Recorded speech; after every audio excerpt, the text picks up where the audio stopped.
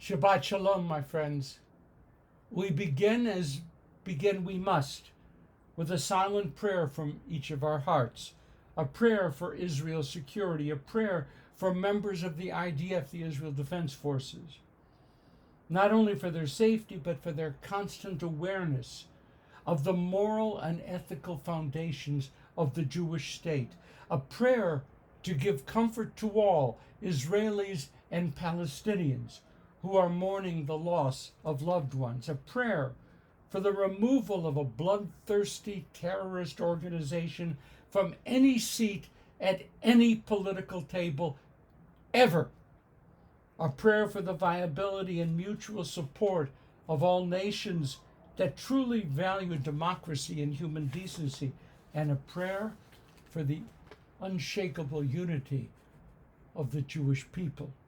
Our Sedra is Vayeira, Genesis 18:1 and following. What a very rich and a very familiar Sedra.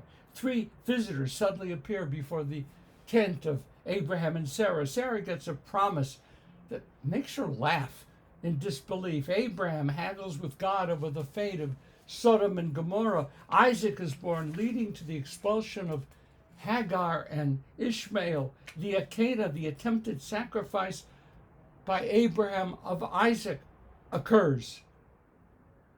And finally, Abraham receives an eternal blessing from God. All of this contained in just one Sedra, comprised of 5 chapters from out of the book of Genesis.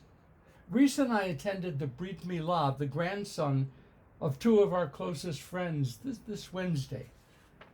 Even while acknowledging the infant's temporary discomfort, the celebration, the joy, and the pride were real and heartfelt and very noisy as Kfir, the young lion, was welcomed into the covenant of Abraham. Kfir.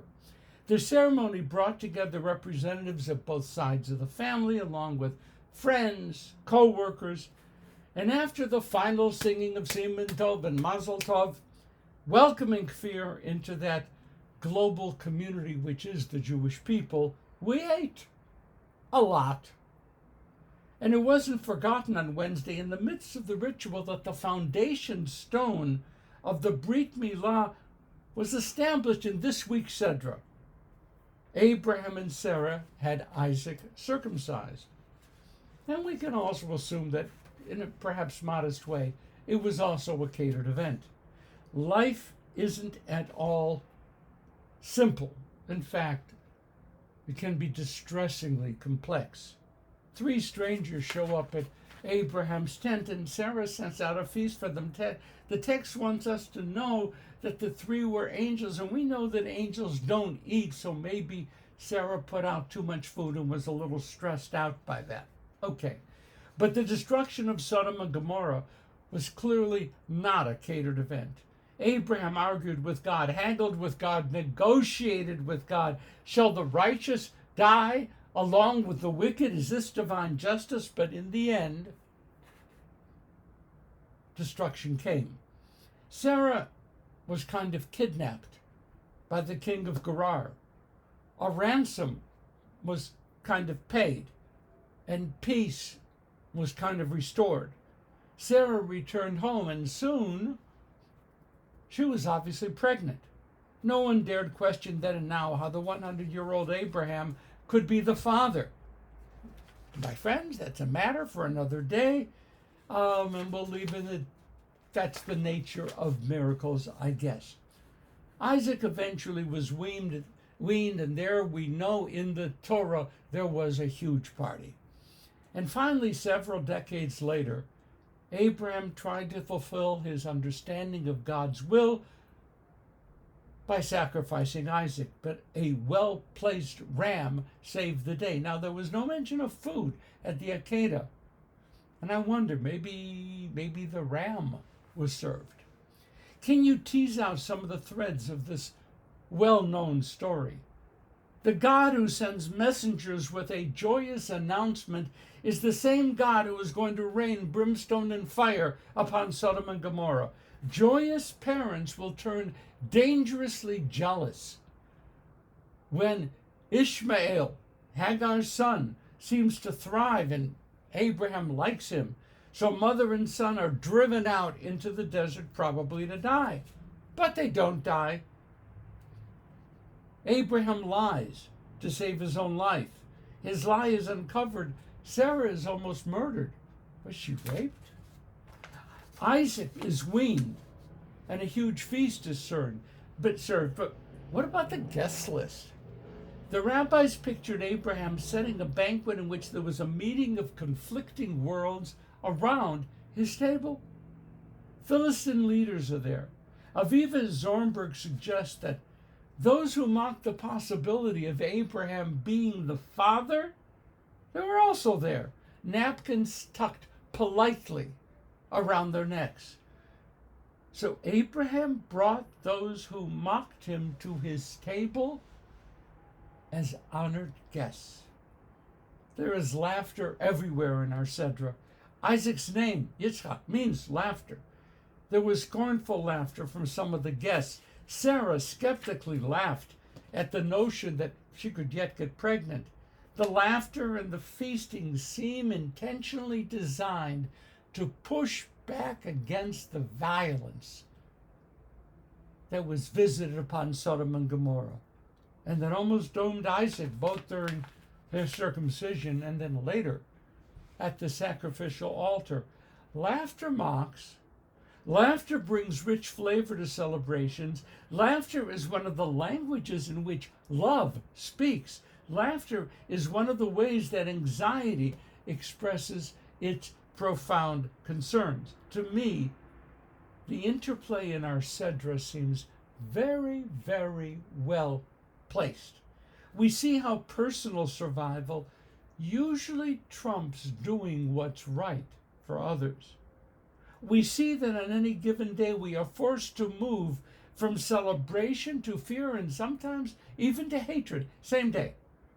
We see that covenants and agreements might very well resolve the challenges of the moment, but usually they're just standalones. They can rarely provide the basis for improved understanding. We see that learning how to speak the language of laughter can provide a cushioning of some of life's harshest challenges, and perhaps also create a setting within which the intractable becomes the manageable. We are living in a painfully fraught period. There is escalating fear and anger on our college campuses and everywhere else where people gather. There is massive dysfunction in our most significant governmental power centers, where name-calling has totally replaced the search for understanding, compromise, and collaboration. International forces based upon authoritarianism are maneuvering for power mainly at the expense of the democratic West. That fear and anger are also serving to rupture long-standing family ties. Fear and anger rupturing family ties, turning children against parents, sibling against sibling, spouse against spouse. How do we survive in such a world? No one has an adequate answer to that question. We don't want God raining brimstone and fire upon those with whom we at times vehemently disagree. It doesn't help to scream at our TV screens or even to isolate ourselves from the news of the day, since the big challenges remain frustratingly beyond our grasp. Maybe we can at least follow the practice of Abraham and Sarah. Find some occasions for laughter. Find some occasions to share relaxed meals with others, including strangers. Find some occasions for intimacy. Find some occasions to try to get in touch with whatever spiritual wisdom we happen to possess. Find some occasions to stand in awe before the beauty of the natural world. discover opportunities to promote our own well-being, and make certain that we are registered to vote.